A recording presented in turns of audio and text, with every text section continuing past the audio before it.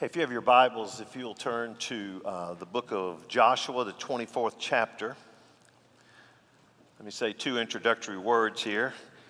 I know this is Father's Day, and a lot of you have got lunch appointments and things that as soon as that message is over, you'd love to run out the door. I'm going to ask you that, we're not going to go long, but just ask that you stick around, because at the close of our service, we will do something historic. It's never been done in the 106-year history of our church, and so we hope that you'll stick around for that. Put the carrot out there. All right, second. This is Father's Day, so all the fathers, I want you to stand up. All the dads, you stand up and keep standing. Keep standing, all right. And stay up.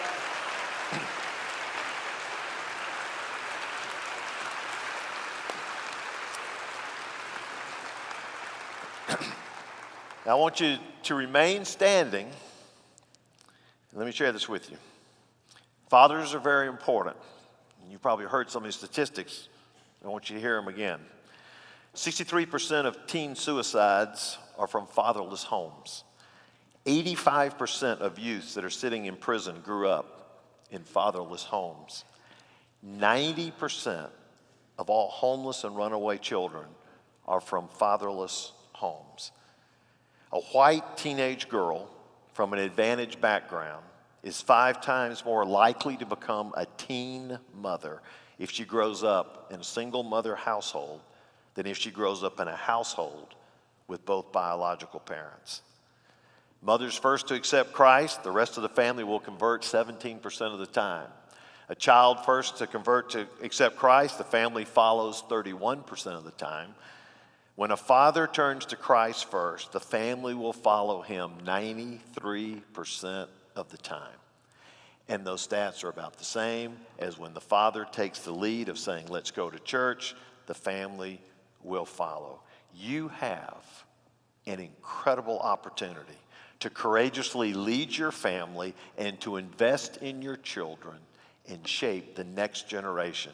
You get to do this because you're a father and because you're a dad, okay? You may be seated on there.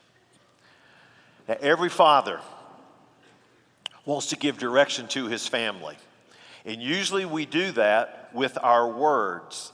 But no matter how clear we try to be in those words, sometimes they get misunderstood. I love the story about the little elementary school girl who got her grades. The teacher gave her the grades. She was to take those grades home. When she got home, she showed them to her parents. Her parents were then to sign off on those grades, and then she was to bring those back to the teacher. And so in bringing those grades back to the teacher, she handed them to the teacher, and she looked her in the eye, and she says, I've got to warn you.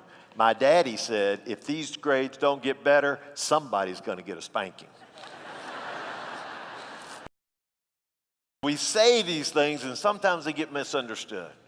But there is nothing more powerful than words that are matched up with actions. And when our words and our actions match up, then all of a sudden we are providing a model of a life committed to God. And we give a life that hopefully our kids can observe and even emulate. Joshua chapter 24 is a great chapter as you're closing out this wonderful book of Joshua. It is a closing statements and challenges from a leader who is Joshua.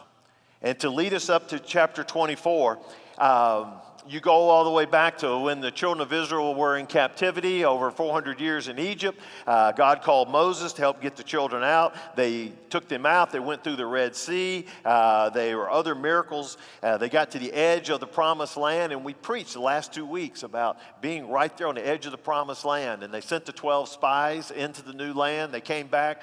2 of them were trusting, and they said, let's trust God and go in. The other 10 were terrified, and they said, there are giants in the land. We can't go. They voted 10-2. Decided not to go in. So God says you will wander in the wilderness for 40 years. And every adult 20 years and older will die here in the wilderness except for the families of Caleb and Joshua, because they were the 2 trusting spies that trusted me. And so sure enough, at the end of those 40 years, Joshua became the leader. Moses died. Joshua was commissioned the leader, and he carried the people into the promised land. And they began to take over and be apportioned different parts of all the promised land that God had promised for hundreds of years. And now they've come to a time of rest. And in chapter 24, he brings all the leaders together at a place called Shechem. And it's interesting that of all the promised land, he chose Shechem to bring these leaders there. Because it was at Shechem in Genesis chapter 12, verse 7, that God spoke to Abraham, and he called him, and he says, I will give all of this land to your offspring. And there at Shechem, Abraham built an altar to God. And it was an altar of saying, I trust you, I worship you, I believe in you, and one day this will be our land. And what is interesting is in that same book of Genesis, one of his grandchildren, Jacob, was living in Shechem. And God called him and said, I want you to go to Bethel, I want you to live there, and I want you to build an altar to me and worship there. And so Jacob calls all his family and all the people that were with him, and he said, we're getting ready to move to Bethel, and we're going to worship the Lord. But before we go, I'm going to ask you to take all those foreign gods that you've been hanging on to. I know you have.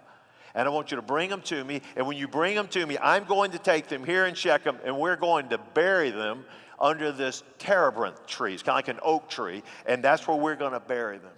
So all of a sudden in Shechem, you've already seen an altar built by Abraham. His grandson Jacob has buried all these false gods over there. And now, hundreds of years later, Joshua's there with all these leaders in Shechem, and he's giving them kind of a final challenge. When I began to look at this passage, and you start in chapter 24, verses 1 through 13, he begins to walk them through what happened. And he tells them about how they went from Egypt, got through the wilderness, and they've come into the promised land. And if you get to verse 11, he says, and you went over the Jordan and you came to Jericho, and the leaders of Jericho fought against you, and also the Amorites, Perizzites, Canaanites, Hittites, Girgashites, Hivites, and the Jebusites, all of the ites that were fighting against you in the land. And God says this, and I gave them into your hand. And then he says, and I sent the hornet before you, which drove them out before you, the two kings of the Amorites. It was not by your sword or by your bow. I gave you a land on which you had not labored, and cities you had not built, and you dwell in them.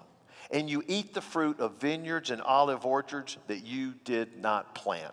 So he lays all of this out, telling them all the things that God has done. And then he comes to verse 14. He says, now therefore, fear the Lord and serve him in sincerity and faithfulness. Put away the gods that your fathers served beyond the river and in Egypt, and serve the Lord. And if it is evil in your eyes to serve the Lord, choose this day whom you will serve, whether the gods your fathers served in the region beyond the river, or the gods of the Amorites in whose land you dwell. But as for me and my house, we will serve the Lord. Now you've heard that last part a bunch. You've heard it quoted many times. But as for me and my house, we will serve the Lord. Joshua was speaking to the people as a leader of the people. And when he got to the end of verse 15 and said, but as for me and my house, we will serve the Lord, he was now speaking to them as a husband and as a father. Not just a leader of the people, but as a husband and a father. But as for me and my house, my family, we will serve the Lord. So to me, it was like a Father's Day message at Shechem. And Joshua speaks to every one of us as dads today. And he's speaking to us at Shades Mountain in Birmingham. But it's like a Father's Day at Shechem.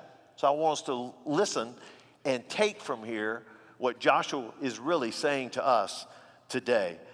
There are three main things that he lays out. First thing he does is there's the challenge. The very first thing is the challenge. And that's found in verses 14 and 15. He has just told them all these things that God has done for them. God's won all these victories. He's allowed you to move into cities that you didn't build. He's allowed you to eat from vineyards that you didn't plant. And so he says, now, therefore, because all these things God has done, here is your challenge. And he tells them three things. Number one, fear the Lord. The very first thing he says is, you are to fear the Lord.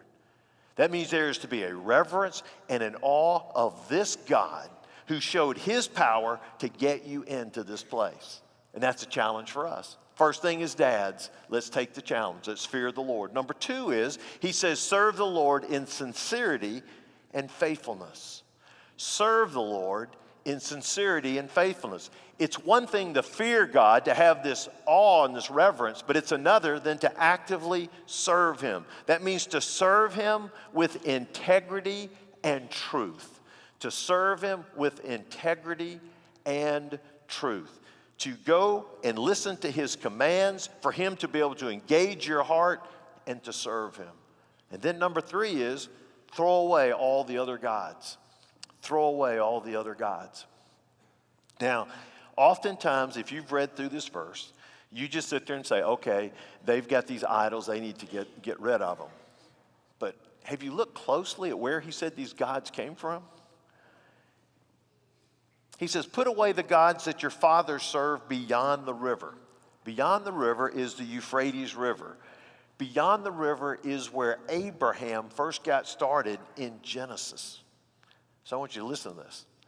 He said, I want you to throw away the gods from Abraham's time. You know, that's about like 700 years ago. That means these guys, they've been carting around gods, worshiping other things for hundreds of years. I mean, that is as old school as you can get, and they're carrying those with them. But then he also says, look what he says. They serve beyond, and in Egypt. And in Egypt. Okay, now listen, Egypt, we've been gone. We've been gone from Egypt. We've been gone from Egypt probably 60, 70 years. We've been out of Egypt. And yet some of you are still carrying around those same gods that you were worshiping when you lived back in Egypt. And then he says in verse 15, and then get rid of the gods of the Amorites. It's where we dwell right now. He says, you're carrying around things from way from your past. And you're carrying around some things right here in the culture. And I'm telling you right now, he says, you need to throw all those gods away. This is the challenge. Fear God. And he says, serve him in sincerity and then throw away all other gods. And what he's telling them, he says, some of these things have been handed down from you from your family. They were keepsakes. And so you keep them in the trunk. And he says, I don't want you to keep them in the trunk. I don't want you to pack them and put them in the attic. I don't want you to put them in the closet. I want you to throw them away. I want you to get rid of those gods. You see, you've got weaknesses and traits that have been handed down from your family. And you sometimes treat them as heirlooms and display them on the mantles of your lives, and you use them as excuses as to why you can't serve God wholeheartedly. I do that because that's what my dad did. Or I do that because that's what we've always done in our family. I've got this issue, that issue, and what we do is we put it on the mantle and say, this gives me an excuse. I can't serve God wholeheartedly because this is the way we always done it in my family. And what Joshua was saying is, let's get a fresh new start. Let's throw away all those gods from the past. Don't keep hauling them around. Let's get rid of that excess baggage. And so for us today is to identify the habits and the attitudes, the activities, the possessions that take priority over your time with God.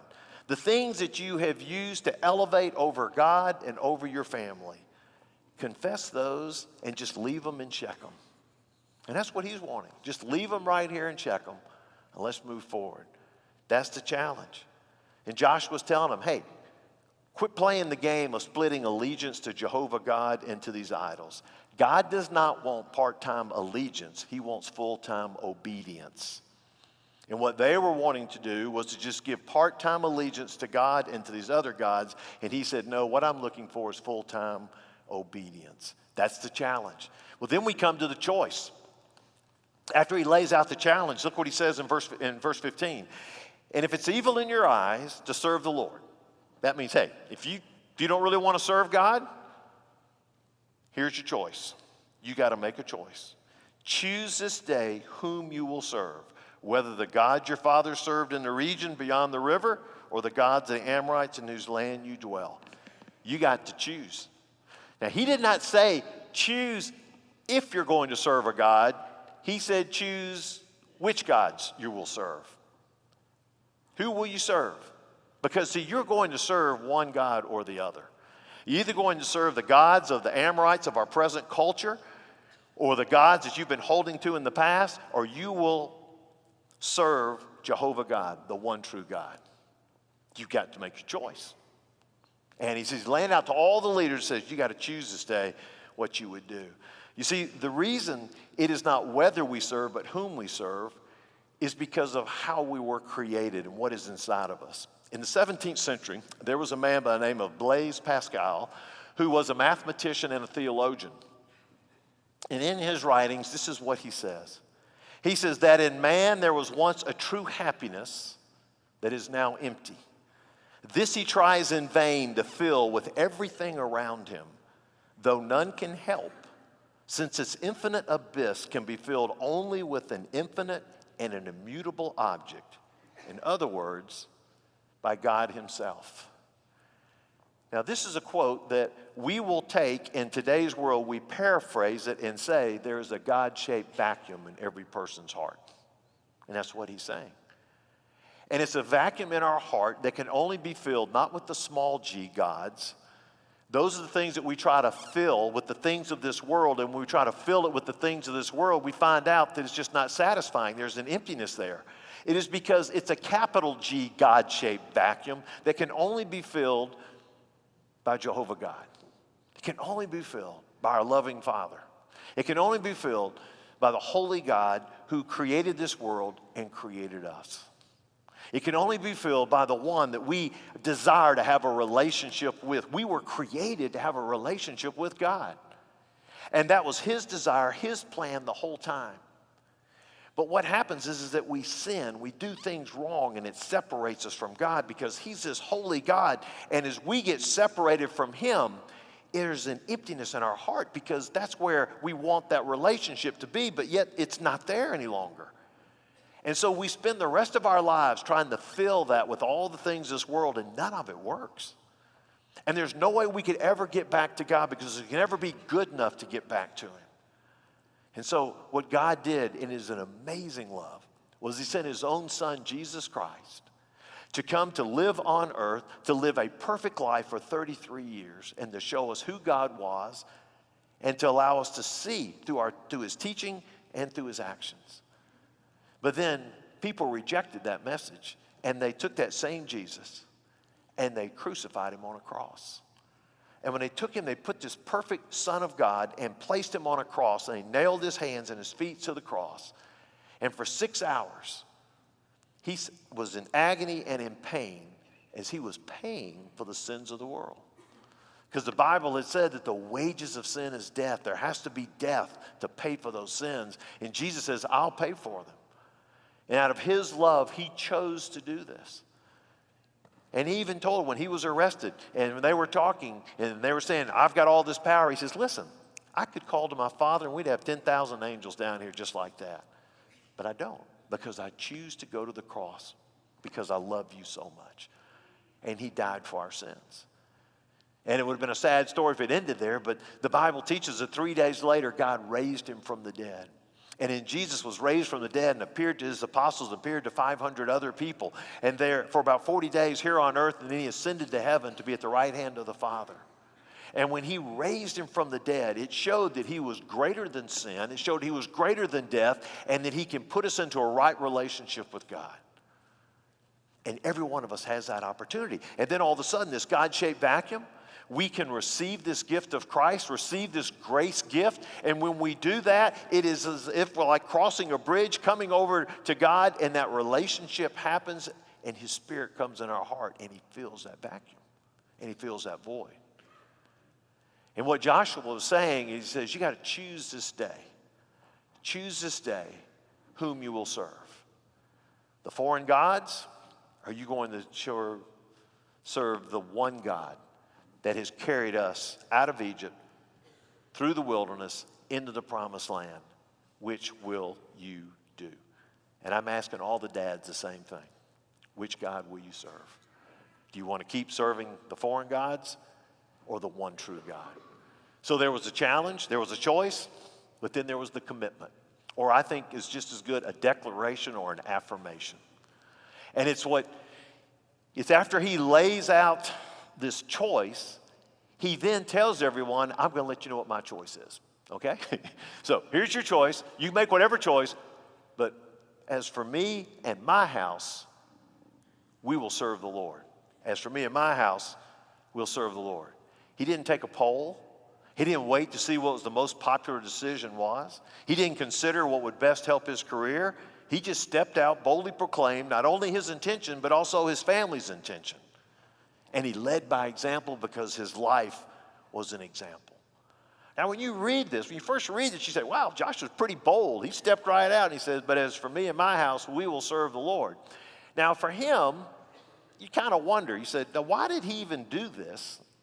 Because if you go, that's verse 15, you find out that Joshua is 110 years old, and in verse 29, he dies. Verse 29, it says, after these things, Joshua, son of Nun, servant of the Lord, died being 110 years old. So he stood before the people, made this decision, but yet he wasn't going to live much longer. And then he made this bold claim. Not only will he serve the Lord, but so will his household. Pretty bold claim. How can he make that particular claim? And how can we, as dads, make that same claim? Not only me, but also my house will serve the Lord. I'm going to give you 3 things as to how we can make that claim, how he made that claim. Number 1, live an exemplary life. Live an exemplary life. Now, there may be a couple of you say exemplary. Hey, what's that? It's a definition, serving as a desirable model, representing the best of its kind. I love that definition. Representing the best of its kind. Wouldn't you love to be that dad that you represent the best of that kind? If someone said, what's a dad? What's a good dad? They call you out and say, hey, come over here. This is the exemplary model. He's the best of the kind. He is the role model. Live an exemplary life. You say, well, looking at Joshua, how does he live that exemplary life? Every time I read this story, I'm always drawn back to 2 qualities of Joshua that just blows me away. Number 1 is this: strong enough to fight for you in the valley, yet sensitive enough to walk with you in the mountains. We're going to leave that up there for a moment. I want you to write this down. Strong enough to fight for you in the valley, yet sensitive enough to walk with you in the mountains. Now, while we leave that up, let me explain it to you. What do you mean he's strong enough to fight in the valley? When they left Egypt and they began to travel towards the promised land, a group called Amalek were going to fight them. And Moses had to choose one man to lead the fight. Now understand, these people have been in captivity over 400 years. They hadn't fought in 400 years. They haven't had any military training. And yet all of a sudden they're getting ready to fight the Amalekites, and they're looking for some guy that he can entrust to be the leader to go into the valley and fight the battle. And the guy he chose was Joshua. He says, you are strong enough to go into the valley and to fight the battle. Well, then you go a little bit further. You get to Exodus chapter 24. God is talking to Moses, and he says, Moses, I want you to come up to the mountain. And that's where I will give you the 10 commandments. I'm going to give you the law. And when Moses was going up to the mountain, out of the 1 million people in there, he could choose one person to go with him. Guess who he chose? Joshua. Joshua. This was a pinnacle spiritual event in the life of Moses. And he could choose any man that he wanted, and he chose Joshua. Joshua would be the last person that he would see before he stepped into God's presence.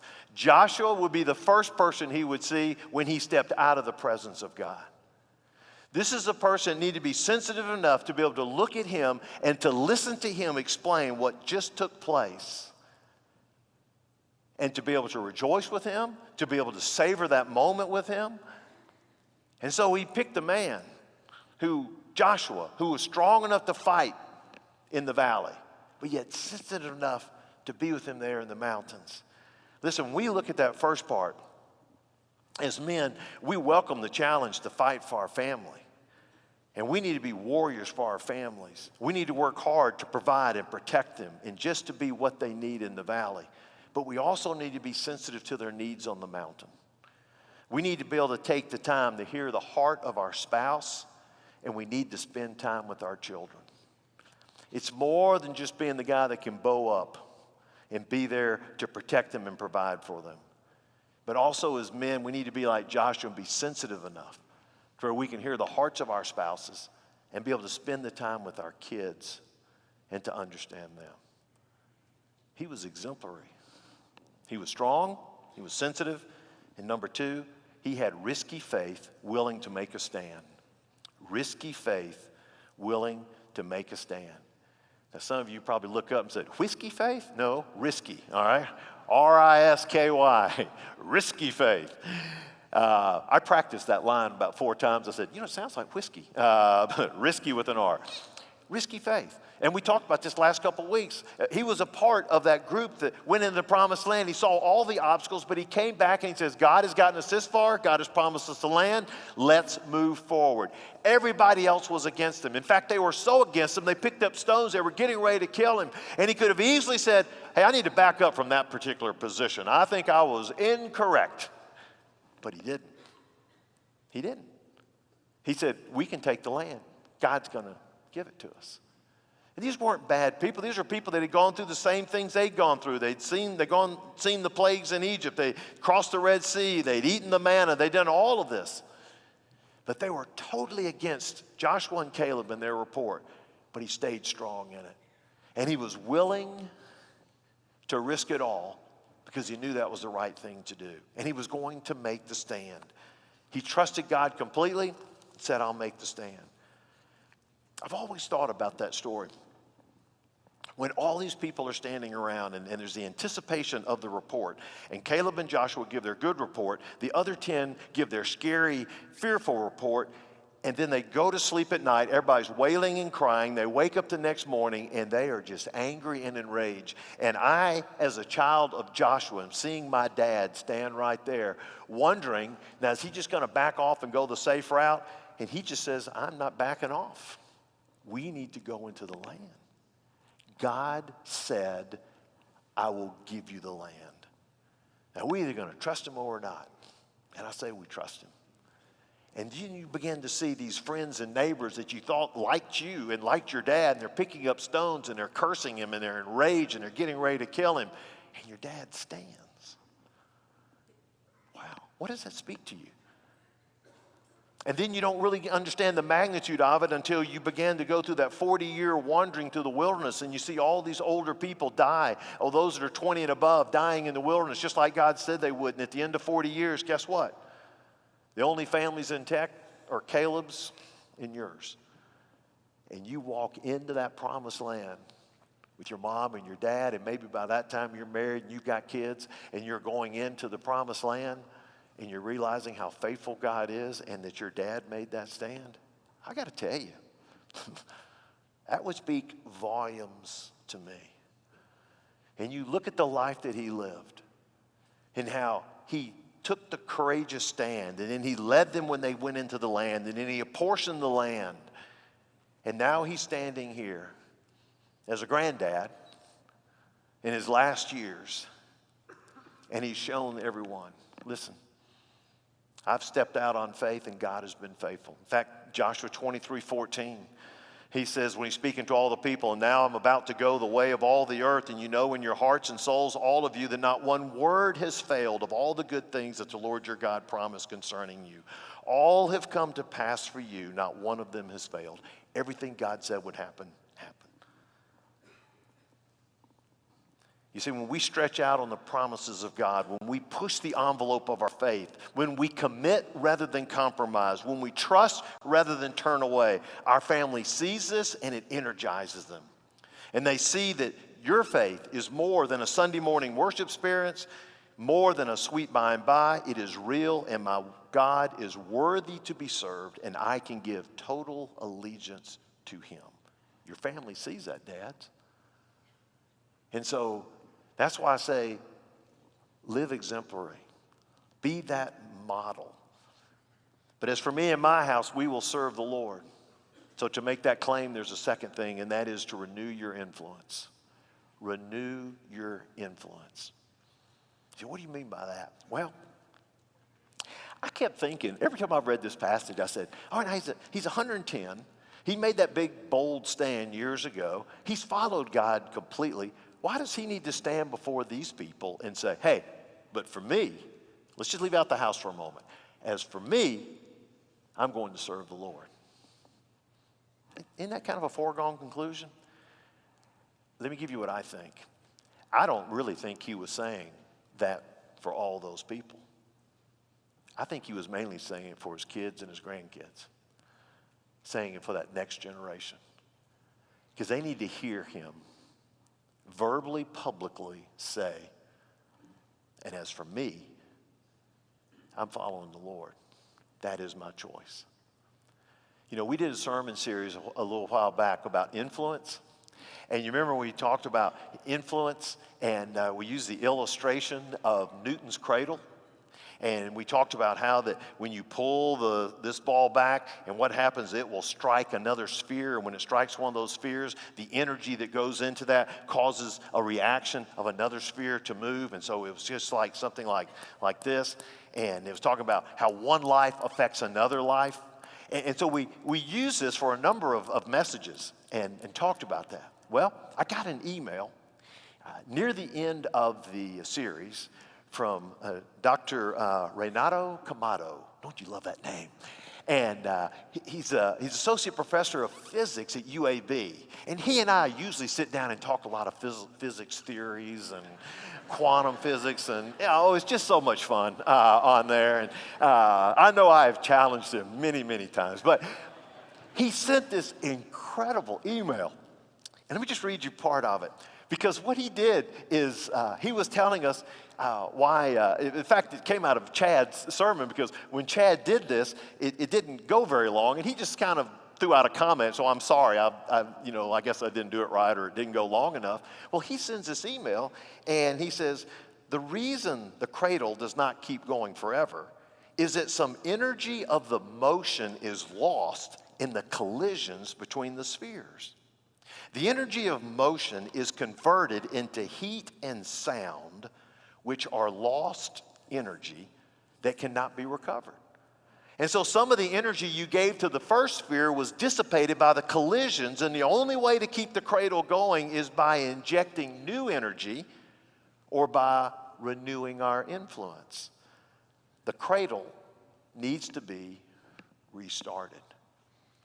Because over time, he says, because of the collisions with others, it will lose its energy. And he says the same thing happens to us, is that as we go through time and there's a collision that we have with other people, that all of a sudden, sometimes that influence just kind of slows down and we kind of forget about it. That energy is dissipated. So we need to renew that influence. And so it's not just a one-time thing. It is something that we need to do consistently. And so when he did that, it stayed with me. And when I was taking a look at here with Joshua, I really believe Joshua's looking out for his children and his children's children, because he wants them to know God in the same way that he does, and he wants to make this public commitment, this declaration. He wants to restart the cradle. He wants to renew his influence and tell them, while they are sitting there, he just wants to go on and kind of strike that ball again and say, but as for me, I will serve the Lord. For me, I'll serve the Lord. For my son, his family, for the grandkids, all of these guys back here, I want you to know that. I want to step up and let you know that I will serve the Lord. So you said, well, Danny, will you do this? By reminding your family of the faithfulness of God. So men, I want you to think about this cradle. And I want you to take opportunities in your family just to remind them of the faithfulness of God and the blessings he's bestowed on your family. Explain the whys of decision that you make that involve Christian ethics. Sons, daughters, we are going this direction, or we're going to have to say yes to this or no to this because of, and give them biblical reasons. Remind your children of why you tithe. Why do you have that envelope? Why have you filled this out? Why are you giving a tithe? Explain to them why you do that. Why do you serve others, Dad? Why are we getting involved in these different projects? Explain that to them. And every time you do that, it's like renewing your influence. You're starting the cradle again, and you're saying, we will serve the Lord. And my desire is that our household will serve the Lord. And last is this: set a path for your children to keep them out of the mud. Set a path for your children to keep them out of the mud. There's a little girl who was with her daddy, and he had made this new garden. And with this new garden, it was a newly created garden. He then had to step from this end over there to get to the house. And so he carefully was stepping through the garden so that he could stay out of the mud, okay? And as he was taking those particular steps, his little girl was walking in his same footsteps. And she made the comment to him, Daddy, I'm walking in your footsteps because I don't want to get any mud on me either. You see, the dad was charting a path that would keep his child out of the mud. And he said, and the girl was perceptive, that if I will follow the path that you have set, then I won't get any mud on me either. Now, when I'm talking about mud, I'm not talking about a life that has no heartache, no difficulties, no challenges. That's life. And as much as we love our kids, there's no way we can protect them from all the things that life is going to throw at them. But when I'm talking about mud, what I am talking about, those things such as the mud of alcohol abuse, drug addiction, sexual sins, materialism, laziness, greed, critical spirit, disrespectful attitudes. You see, you can model a life that they can follow that will minimize the mud in their life. And if you live a life that is pure in the Word of God, to where you look to a holy God and live for Him, and your children have that opportunity to follow that same path, you will help them from getting in the mud. But you see, if you chart a path that's in the mud, oftentimes they will follow that path, and they're going to have a muddy life. Now, you need to understand every child has to choose their own path. And some choose mud. No matter what your steps are, some will choose mud and they go their own way, and they will reject the clean path that you as a dad may have set apart for them. You can't force a child to walk a certain path, but you can at least provide them a clean, godly path that they can follow, obeying God, and then they can reap the rewards of His faithfulness and love. Set a path for your children to keep them out of the mud. Joshua said, "But as for me and my house, we will serve the Lord." But as for me and my house, I'll serve the Lord. Men, it begins with me.